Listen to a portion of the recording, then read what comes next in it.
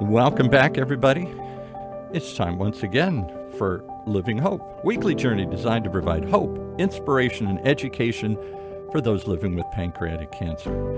Sharing the real-life stories of those really affected by this deadly disease and how they deal with it on a daily basis. With a woman, well, she's going for the world record, I think, of how long she's dealt with it. Coming up on 21 years, our own Roberta Luna. Thank you, Paul. Actually, I did meet somebody that's a 40-year survivor, so that's Wow. but I'm Wow. going to get there too as well. I don't doubt it. I don't doubt it. Thank you. Today we have John Gutierrez with us. He is the founder and partner at OC HOSPICE, Orange County's hospice, because we care. I love that. I suppose that's part of your motto. John has been in healthcare over 25 years and has built numerous and successful healthcare organizations. OC Hospice has also takes pride in giving back to the community through the Life and Hope Foundation, which helps provide resources and support to families in financial hardships. John, I think you have really a plate full, maybe overheaping there, but you don't have to read all that. It's okay. You asked me for a bio. He told me he's going to change the Life and Hope Foundation to the Living Hope Foundation in honor of your show here now. Wow, that's a great idea. Well, thank you. I appreciate that. But yes. Thank you for having me. No, thank you for coming in. This is a subject I know nobody really wants to talk about, but it's something that's really important. And actually, I thought I knew a lot until we were talking in the hallway out there, and you've really educated me. So I would really like to go back to what we were talking about, because, like I said, I thought with the experience I've had, I knew a lot, and I really don't. So please educate me. Well, you said something interesting right now. You said it's a subject that people don't like to talk about. However, it's an important subject, and it's a subject that must be discussed, because the better informed we are, the better prepared we're going to be for when that time comes, whether it's for ourselves or for those around us, our loved ones. And being in hospice, and again at OC Hospice, we wear our name badges wherever we go. It's important, and we get people that come up to us and they'll hug us, and they'll be like, "Oh, hospice is amazing." So you get two different reactions, right, in the community. One is, "You work in hospice? Wow, that must be tough." They've probably never been in hospice or in a hospice situation. So there's that fear, right, of talking about that. But then the other people that have experienced hospice with the loved one, they feel really blessed. They feel very fortunate that during that difficult time, we were there to help them during that difficult time. And that's where it feels good, because you have to appreciate all the hard work that goes in from our whole team, from our nurses to our doctors, to our social workers, to our chaplains, to our team inside the office, right? It's a whole team effort. And at OC Hospice, we've been around 11 years, even though I've been in healthcare 20 some years. And my wife, shout out to my wife, Mireya Villegas Yes, Gutierrez, who's running our office, our CFO, along with our director of nursing and our whole team there. And with my other partners, which is my sister Soyla, who's out in the field meeting with families and doctors. And our other partners, we're constantly trying to evolve and do better in how hospice helps families in the community. And I think you and I discussed that. Right. Before we the get show. too far in, though, because a lot of people I know Sure. don't know what hospice is. So can you just give us a little explanation on what that is? So hospice is when a doctor says to you, your primary physician or a doctor at the hospital, we're going to recommend hospice for your loved one or yourself, because they feel that you have a prognosis of 6 months to a year. Obviously, nobody knows, but they're seeing a history of you declining. And so they're looking at things like loss of weight. How much weight have you lost in the last 6 months, or your loved one has? Things like how their eating habits, how much are they really eating? How much are they sleeping, right? Are they thriving, or are they really just not doing well? They're declining, right? And obviously in this show we discuss a lot about cancer and pancreatic cancer, and cancer is one of the biggest, most common, obviously, diagnosis is under hospice. But there's other things like Alzheimer's, dementia, history of stroke, COPD, CHF, right? Parkinson's, right? ALS. There's all types of different diagnoses that qualify under the hospice program. And by that I mean, this is a program developed by the government many years ago that says we want to make sure that when that time comes, you're not alone. And that not only are you not alone, that you have a support group, right? So everything you would get at the hospital, you pretty much get under hospice at home. And that is why in front of you, and we talked about this before the show, we have what's called the circle of care. And in that, you can see the disciplinary team, which puts together what's called a plan of care. And that is a nurse that's assigned to you, a case manager that will come out to your home when you go on hospice, right? That's your case manager, just like at the hospital. And then you have another nurse, which is the LVN, that assists that nurse. So the two nurses are like basically your right-hand people. Then you have a home health aide who goes in and helps with any type of bathing or helping just, quality of life, making sure that maybe if it's a gentleman, he needs to get shaved, his mustache, whatever, just making sure you feel clean at all times, right? And keep in mind, not everybody has family to help them. So all these components play a major role. So you got your nurse, your case manager, your LVN, which the nurse case manager is an RN. Then you got your LVN, and then you got your home health aide, right? And then you have spiritual support also, which is our chaplain. And then you got a social worker who's there for any just support in general. If you're having family dynamics or you're having anxiety and you just need some support as far as a family member, the social worker is there to help with that and many other things. And then we have a program under hospice with volunteers. Why do we have that? Because not all patients at home or wherever they're at have family around them. And so the government wants to make sure that when you're at that point in your life, you're not alone, right? You're not, it sounds bad, but you're not dying alone, right? That you have somebody coming over to read you what you loved and enjoyed. Maybe read you the Bible. Maybe read you the newspaper, right? Whatever it may be. Maybe make you laugh, helping you with your Facebook page, right? Your Instagram, whatever it may be. Nobody can change what's happening, unfortunately. But our goal is to make sure that you're not suffering, you're not having a depression, right? That you're having hopefully a good quality of life. And so that's why there's a whole team there, and it's paid for 100% through Medicare and Medi-Cal. So if you're over 65, this is paid for 100% through Medicare. So you get all these services, and a lot of people don't know that, right? If you're over 65, you get all these services paid through Medicare. If you're under 65, then it plays a little bit of a different situation because now you have to go through your HMO or PPO, whoever you have, and now you have to go through them and get an authorization and see who their preferred providers are. So under 65, it's a little bit different, okay? But if you're over 65, Medicare pays for it 100%. Mm-hmm. Yeah, I'm glad because one of the questions that actually just came through was what happens if you don't have family or friends? So there is still something out there for them as well. Oh yes, we are your extension of your family. We are your friends, and when you I know we talk a lot about cancer and all, and cancer can be very aggressive, and people on certain diagnoses do decline faster. But when you have Alzheimer's and dementia patients who decline a little bit slower, they develop maybe a longer relationship with their caregivers that are part of us, our home health aides, and so there's a relationship there. Hopefully that there's a bond, right? And so our goal is to help any way we can to plug in the areas that the family needs, the patient needs, but at the same time we're not disrupting your everyday life, right? When I meet with families, that's one of the things they see our circle of care and they say, all these people are going to come in here, all these people, and I'm like, no. These are the services provided under hospice. How you utilize them, it's really up to you. Some people will utilize this component more. Some people will utilize this more. Other things that are provided under the hospice benefit is medical equipment, right? Like a hospital bed, a wheelchair, a walker, a commode. Sometimes families are out trying to buy these things and they don't realize that by being on hospice, it's paid for. There's a lot of things under the hospice benefit that people don't realize that are paid for through the Medicare benefit. So far as family, you're not alone. We're there to help you, to provide you a lot of love, compassion, and care.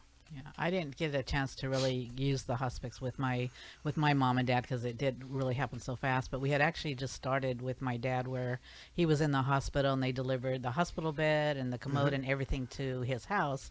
But he died before he was able to make use of it. But so if a family member comes to you, or if, okay, I know I'm suffering from pancreatic cancer, I want to make this plan ahead of time so maybe my family doesn't have to deal with it, or maybe my family is there with me. What are the steps, or what happens if I come, or a family member comes to visit you and contacts you? And how do they get in contact with you? I mean, is that something their doctor refers us to you, or how do we find a hospice place at all? Well, you have a choice to pick whatever hospice you wish. That is your choice. It's the law. So that's first and foremost important for everybody to understand.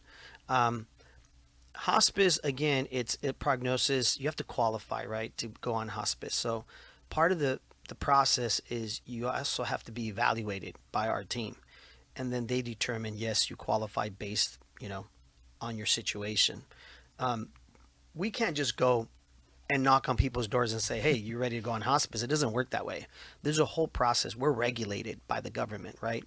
And it's important for people to understand, the Center of Medicare and Medi-Cal Services, which is cms.com, that you can go to. You can learn a lot there, or you can go to our website, ochhospice.com. You're going to find all the steps. But pretty much what happens is when you're not doing well, when you've been going back and forth to the hospital, when you're declining, you're going to either yourself go online, right? And you're going to Google you're going to Google hospice, and OC Hospice is one of the providers here in Orange County. And when you call us, like most families do, we're going to have a liaison over the phone that's going to explain to you all the benefits and the program and everything, either over the phone or in person. We can come in person, we can do it over the phone. And at that point, if you're ready to go on hospice, then we would contact your primary physician or the physician you've been seeing most recently. Okay. Sometimes, like we talked about earlier, it could be a specialist, right? An oncologist. So that doctor or your primary physician is the one that we're going to contact and get what's called a hospice order, basically a prescription, a hospice order. And once they give us that hospice order, now we're allowed to basically have access to a lot of your information, right? So now we can say, okay, let's meet with you, sign some paperwork, and now let's do an evaluation. And now our nurse comes in, does an evaluation, looks at all your history, which is, we call it HMP, your history and prognosis. Most of that information, either your doctor's office has it, or the hospital you most recently were at has it. So we gather all the data, okay? And we look at all that. We look at what meds you're on, medication, what you need, right? And we evaluate the whole situation. The nurse comes out and meets with you, goes over everything with the loved ones. And if you're ready for hospice, they do what's called an admission. You get admitted onto the program. And in that process, we order all the medical equipment that's needed at the time. We order any medications that are needed. And by medications, we mean like pain management medications, because that's the reality of when you're going to go on hospice. You're probably having some sort of pain or anxiety or anything like that, or agitation. But you have the right to pick whatever hospice you want. That's important for people to understand. And I know we talked about the doctor, because a lot of people are under the assumption, and I think I probably was too, that once you start hospice, you don't see a doctor, and that's not 100%. Not true. So we have doctors that are part of our team that are available. And then you also have the right to, when you're going to go on hospice, if you want our doctors to now take over, or if you want your doctor to be the doctor involved in your hospice program. The difference here is that our doctors are available 24/7. That's why we're a 24/7 business, right? And so sometimes your doctor will eventually tell the family, listen, you're better off going on with their doctors because they can be reached at all hours. We still will give reports to your primary physician. They'll ask us for that. They'll say, do you mind faxing or calling us or giving me a report every week and see how she's doing? Sure, no problem, because they want to be involved, right? But the person really driving the wheel now is first and foremost you, the patient, the family, and then along with our doctor, right? Now that you're making those decisions, and keep in mind when you're declining, right, in that 6 month period, there's a lot of good and bad days, and so things happen really fast, and so you need to be able to get a hold of these doctors right away. And so that is where the benefit of being part of a hospice and being part of, a team, and us being able to get a hold of our doctors to make those changes right away makes a world of a difference. So when people say why hospice, it's almost like, why not? Because you're going to go through a roller coaster that we hope we can ease as much as possible. Now, once somebody enters hospice, can they change their mind and decide they want to maybe continue with treatment? So yes, so if you decided that you wanted to go on hospice, it's because you're ready to move forward with what we call, palliative care. That's why the word palliative care is in hospice, because you're now deciding on just comfort measures. So, for example, a patient dealing with cancer, you've probably been going through chemo and radiation, you've been doing all these things, and it gets to a point where the doctor says, there's nothing more we can do. So at that point, he recommends hospice, right? Well, you can go on hospice. We can do all the evaluation and do everything. And if in a couple months you decide, hey, you know what, I want to go try chemo radiation again, I've talked to my doctor or something, they want to try this, no problem. You let us know and you can sign off the program.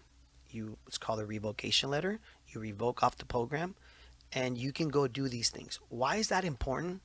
Because you can't just walk into a hospital and do all this, or they're going to bill your Medicare. You see, we're billing your Medicare. So you have to make sure that before you do these things, you let us know so we take you off the program and you can go do these things. Does that make sense? Yes, it does. Let's just say you're on hospice, but you're at home and you fall, and for whatever reason, turn an ankle, turn a knee, break an elbow. Do you call us? Yes. Can you go to the hospital? Yes. Because that elbow that's broken, that shoulder that maybe got hurt, has nothing to do with your diagnosis that you're on for hospice. That's where a lot of people don't understand. What do you mean I can't go to the hospital? Well, you can't go to the hospital if you're going to go treat the cancer, because we are taking care of that situation. But if you decided you wanted to get treatment for that, let us know and we bring you off the program so you can go get that done. And remember, they're going to bill your insurance so you don't get stuck with the bill, right? There's no double dipping here. They can't be doing their work and us doing our work. But if you want to go to the hospital because you hurt an elbow or shoulder or something, you can go to the hospital and they're going to probably take care of you in the ER. They're going to patch you up and say, okay, you're good to go. Definitely let them know, hey, by the way, if you're a loved one, my mom's on hospice and this is the company. Oh, okay. They will call us. And they'll say, hey, by the way, this happened in the middle of the night. So-and-so patient fell. Just want to let you know she's here in the ER and we noticed she's with your hospice. Oh, thank you very much. That's important for us to know because, remember, we're sending people on a regular basis to your home. Our nurses, our staff. We just want to make sure what's going on with you. How are you doing? What happened?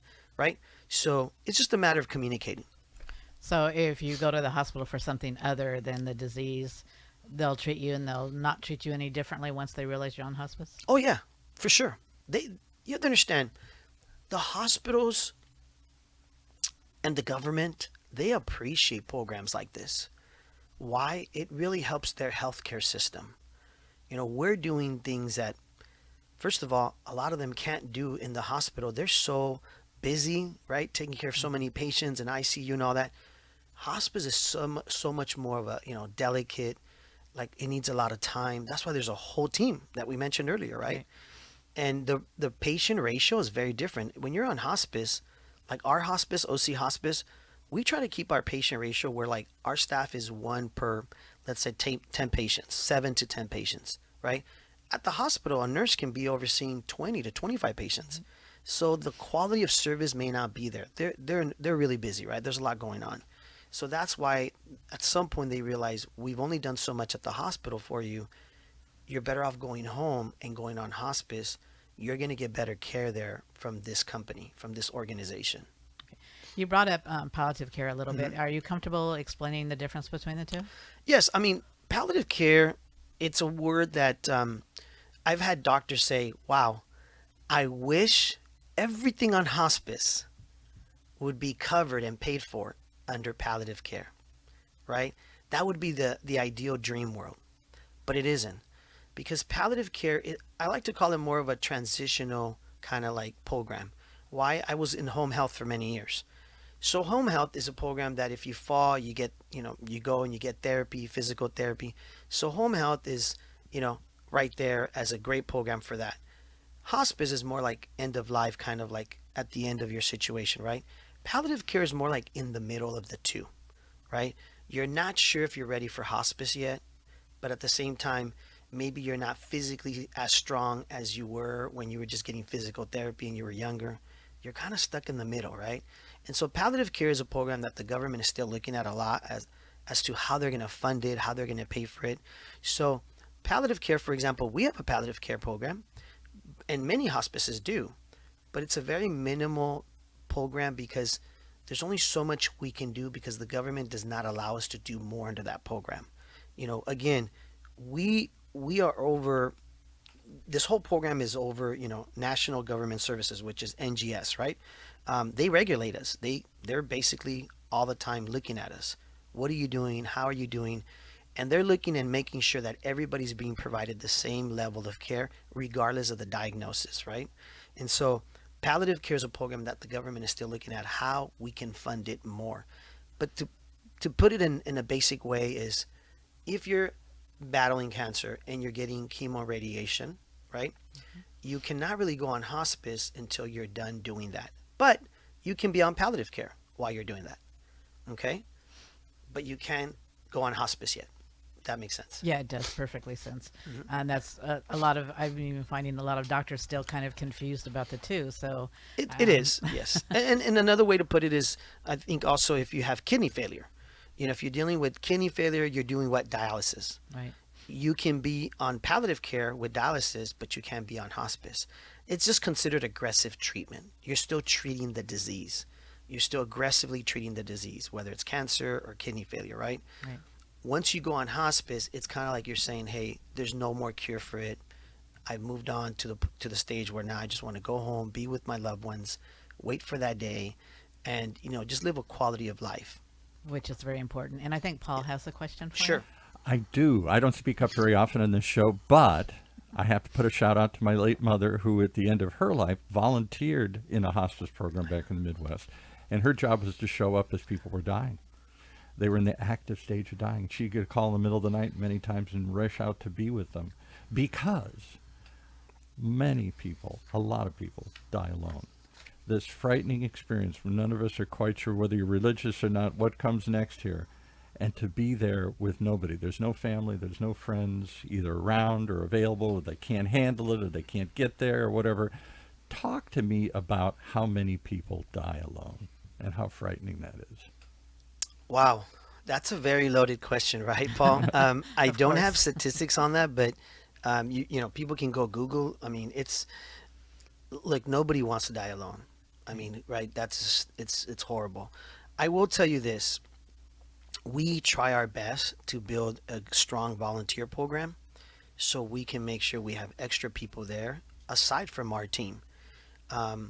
But the goal is that your hospice is sending people on a regular basis to see you, so you're not alone, so you don't feel alone. Between the nurse, the home health aide, the chaplain, the social worker, right? The volunteers. Now you have like your extended family that we talked about earlier, right? So the goal is that they're not alone, because you're right, Paul. Nobody wants to die alone. And I'll tell you what, I'm going to a veterans golf tournament that we're supporting, OC Hospice, on Monday, okay? And here's a perfect example. People don't really realize about veterans what they go through when they're on hospice. We like to help find veterans to volunteer for when other veterans are at their deathbed and dying. We can send those veterans to volunteer to be at the deathbed. Why? Because only a veteran understands another veteran when he's sitting there, and when you're dying and you're thinking, I've been to a war and I've killed people. Where am I going next? What's going to happen to me? Right? That veteran's going through a lot of emotional, right? Can a social worker be there? Yes, to provide them a lot of support and care. Of course, we're going to do our best. But sometimes having another veteran there makes the world of a difference. And that is why on Monday, I go set up a table on behalf of OC Hospice at this golf tournament where tons of veterans are going to be there. And like you said, people don't want to walk up to a table that says hospice, right? They're like, why would I walk up to that table? So I'll put something like community resources or something on the table. And as they come up, I'll say, you know what? You guys should volunteer for us. We'd love to have more veterans volunteer for us. And when I share the story of like at that point at the end of your life, how you feel alone and what you're going through, they're like, sign me up. I want to volunteer as a veteran. I want to be there for my fellow veterans when they're at the end of their life. And so that's a perfect example of how we try to find those little important key components to make sure, for example, if in your case, your mom was there volunteering, right, Paul? And she may be connected with that family or that patient. Maybe it was a neighbor or a friend or whatever it may have been. There's a special relationship there. That is key for when you're dying. Right? I'll tell you one quick story that my mother always shared. So she went out in the middle of the night. She didn't know this patient. So many times she got to know them over time because she'd come other times. She didn't come just when they're dying. But when one of her patients was dying, she got the call, much to my dad's dismay. Middle of the night, she'd hop in the car and drive somewhere to be with this person. She arrived at this person was in a facility. There aren't many hospice facilities, standalone, where you sort of put people, but this is back in Michigan. She gets there, and everybody's saying, this guy's got minutes to live. So she goes in, holds his hand, and he keeps mumbling, I'm not ready. I'm not ready. So she does what normally they're trained to do. It's okay. Let it go. It's time. Whatever. No. And he gets real insistent. I can't go. I got to hold on. Wow. So she sits with him all night long saying, okay, well, let's hold on. Hold on to my hand here. I don't know what we're doing, but hold on. And finally, about 6 a.m., his son arrives. Yep. Hadn't seen his son in 20 years. Yep. And they got to reconcile. Yes. Right before he dies. And she was there holding his hand, helping him hold on throughout the night. You know, I have a similar story with my dad. My dad, when he was dying 11 years ago, he actually, I seen it firsthand. He waited for my second oldest brother to come see him. He hadn't seen my brother in a while. My brother had been really busy. He works nighttime and stuff. And it was really hard for him to get out and see my dad. And it was interesting. I tell my wife this story. I knew that night when I was walking away and I looked back, I knew it was my dad's last night. He'd been waiting for my brother. And he passed away that night. Yeah, I know. It's, people will hold on for those moments. Yeah. So who holds on to, who helps them hold on? The nurse in a hospital is just going to walk away and not sit there and hold your hand for 6 hours while you're trying to hold on. Yeah, it was the same with my dad. The last visit, and he was in a different state. The last visit, when I walked away, I knew that was the last time I was going to see him. Yeah. But you hope differently. But we got home, and I called to check on it. And he called to make sure we got home okay. So that was my last conversation.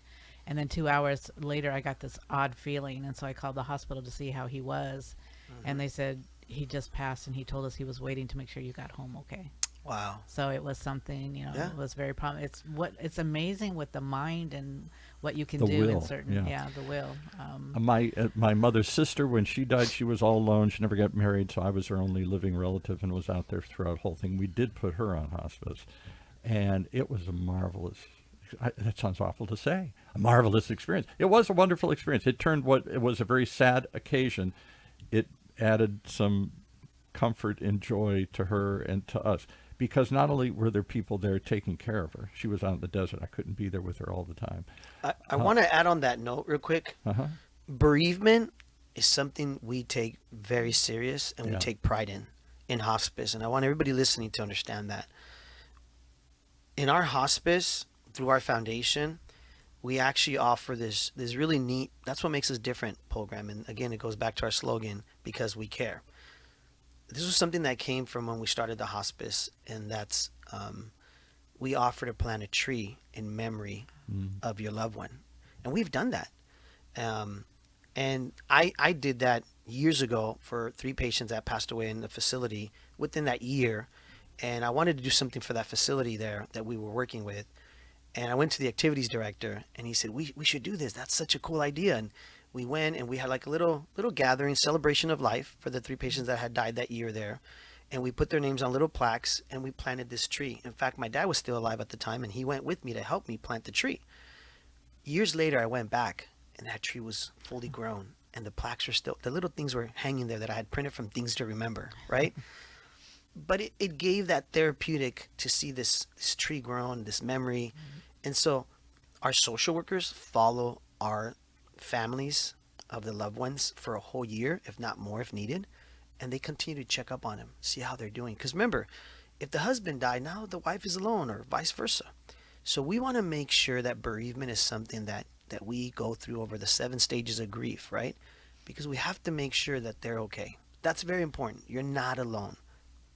Yeah, and I talked to a lot of survivors that are actually on hospice, and they're definitely not alone, because I have to now schedule my calls with them, because they either have the clergy coming, or their bath nurses coming, or their other nurses coming, or their volunteer is coming. So it really lightens my heart to see, at least, because I know they have no family, that they do have somebody that is And there did you with say as you them. walked in this morning that there are 2 patients, both of which were on hospice, that one of them passed away or something? Yes, I have 2 were on hospice. One passed away last week, and I have another one that they told me just passed away a couple hours ago. So, Wow. but they were very happy with the hospice that they were using. They were, That's great. and the one We thing, love to hear that. Because somebody's there, Yeah. somebody's helping, and the family too. course. The confusion, the chaos, the heartache, all the stuff. Somebody's there to help you walk through this process that few of us are ready to handle. and what they don't understand, or a lot of people don't understand, our caregivers are very important to us. So if they're not taking care of themselves, then they're really of no use, because they have, other problems. But having like hospice or palliative care, which comes in and can help them, I hope none of them feel guilty for doing that, because they need to take care of themselves as well. So Talking that, to doctors and the nurses. yeah, the and doctors stuff. and nurses that come in and help the family members, because I would rather spend quantity time, with my loved one, than to be worried about, okay, I got to get their medicine, I got to do their food, I got to do their bath or whatever. So I hope families who rely on this don't feel guilty, because I have heard that from family members as well. Well, and the They feel like they conversations- should do everything and not have somebody else do I it. don't know that nurses and doctors are ready to have those end-of-life conversations. Where do I go? What happens next? How is this going to handle? Am I going to be in pain? Et cetera, et cetera. Is somebody going to take care of my loved ones? That's hospice. You come in, you're almost therapists. You're almost your guides on this final journey here. You're there to, yes, provide extra care and extra assistance, but I think you're there to be with them and to help them walk with them down that last mile here. If anybody ever just wants to call us for information, they're welcome to. If that's okay. Yeah, I can please give your website and your phone number. Yeah, you can reach us at 1-800-658-5877. You could also go to our website, OCHospice.com, which is OC and then HOSPICE.com. And then you could also follow us on social media. OC Hospice is on Instagram. My personal one is John Life Hope, because it's basically behind our foundation, our Life and Hope Foundation. And, we're here to provide information, right, to make people feel at ease, because that is the most important thing, that you understand what hospice is, how it works, how you can be of service. There's a reason why we've been around 11 years. We've serviced thousands of patients in Orange County, and we have tons of 5-star reviews on Yelp, because for us, it's very important, regardless of who you go with, regardless of what company you use, be well informed, right? Know what your rights are, know what your services are, and hopefully get as much as you can from those benefits. Because why pay into Medicare all these years and then not use the benefit when it's needed, right? Exactly. And thank you for being here today. I really want to have you come back, because we have a lot more I think we need to talk about. But real quick, do you want to give a plug to your show that you do here on OC Talk Radio? Well, we do through our Hispanic Chamber of Commerce, where I'm the senior vice president. We do our community podcast show, and that's every Wednesday at 12 o'clock here at OC Talk Radio. And we have also different guests on our program. And so we'd love to have you one day come out. And obviously, we appreciate being on Living Hope. We really appreciate being here today. Well, thank you. I appreciate having you. And real quick, too, I do want to give a little shout out to all those people who do hospice, because I don't know that I could. It's But from what I'm special learning, people. very much so, it's a very difficult thing to do, but I do appreciate that. And then to end today's show, As Long as You Speak My Name, I Shall Live Forever, is dedicated today to Janice Hogue. Janice entered hospice on February 28th and died earlier this week, surrounded by her family and friends. Janice was a part of the early UCI support group and was great about sharing her information. And I just want to give a big hug and love to her family and just to thank them for sharing her with us because, time is very important. So Our prayers are thank with you. the family. Yes, thank you very much. We Yes. appreciate that. Thank you.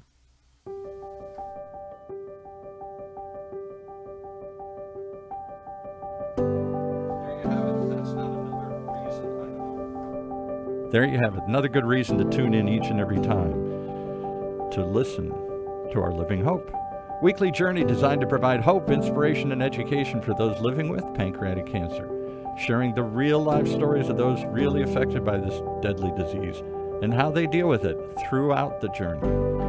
If you'd like to share your journey, please contact us here at OC Talk Radio. And if you or someone you know needs help right now, lots of resources. OC Hospice is certainly one. Or if you need some patient services for immediate care, you can check out 8772 and the number PANCAN, P-A-N-C-A-N, for the Pancreatic Cancer Action Network. For the OC Talk Radio Network, I'm Paul Roberts, thanking you for joining us, hoping you'll come back and share this story with someone today.